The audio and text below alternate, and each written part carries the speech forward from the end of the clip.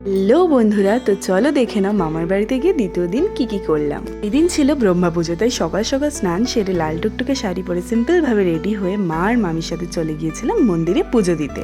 পুজো দিয়ে ধূপ মোমবাতি দেখিয়ে চলে গেলাম, পাশেই একটা শীতলা মন্দির ছিল, ওখানে একটু ধূপ মোমবাতি দেখাতে। পরে চলে গেলাম পূজা মণ্ডপে, ওখানে গিয়ে একটুখানি বসলাম, কারণ তখন পুজো শুরু হয়ে গেছিল, তাই বসে বসে একটুখানি পুজো দেখছিলাম। পুজো শেষ হওয়ার কিছুক্ষণ পর শুরু হয়ে গেল ডন্ডি কাটা। এখানে যারা মানসিক করে তারা প্রত্যেক বছর এই পুকুরের জলে স্নান করে মন্দিরের চারপাশ দিয়ে দণ্ডি কাটে। দণ্ডি কাটা শেষ হওয়ার পর সকলে মিলে দিল একটু হরিনোট, তারপরে সবকিছু দেখে বাড়ি ফিরে এলাম। বাড়ি এসে দেখি মামি গরম গরম লুচি ভাজে, আর এসেই আমরা বসে পড়লাম হাত ধুয়ে খেতে।